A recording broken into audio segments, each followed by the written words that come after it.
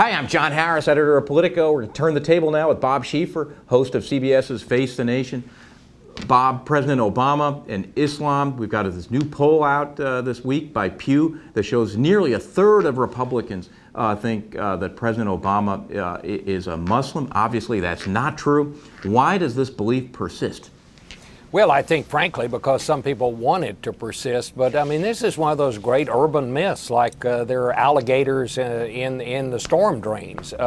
It just won't seem to go away. There's going to be a certain number of people. I get letters every day talking about this Muslim in the White House. There's just a certain percentage of people, and as I say, maybe that's what they want to believe because they don't like Barack Obama, but seem sincere in believing that he is a Muslim. You know, I know, and there's no evidence to suggest otherwise.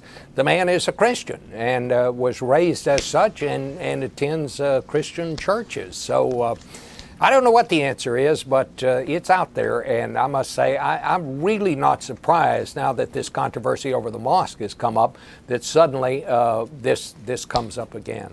Yes, and that number of people who believe that falsely is rising even in the midst of that controversy. Now, you and I talked a little bit about this last weekend. Now that several days have passed, do you think that the White House is happy with its intervention in the mosque controversy, or do you think if they had the chance for a replay, they'd do it differently?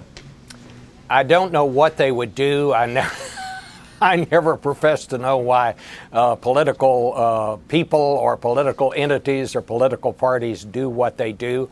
But I must say that while the argument the president made seemed to be the right argument to me intellectually, I think it was kind of a 10-year kind of a political move, and I think maybe had the White House to do this, had this to do over, maybe they would have at least let some people in their own party know that this was coming down the line, because I got to tell you, this did not sit well with a whole lot of people in the Democratic Party. A lot of people liked it, but there are a lot of people, especially those out across the country running for public office, that really wish the president had not brought this up at this particular time, even though they agree when he says that what America is about is religious freedom.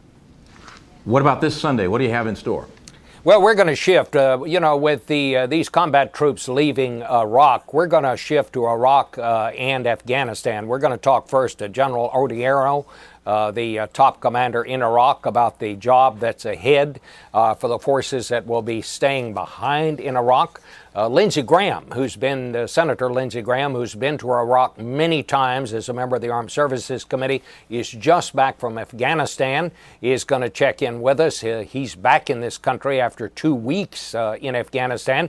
We'll have more of Katie Couric's interview with General Petraeus, and then the highlight of our broadcast this Sunday, Greg Mortensen, the author of 3 Cups of Tea, this civilian who's built hundreds of schools in Afghanistan. He's now required reading for every officer that goes to Afghanistan, an advisor to General Petraeus.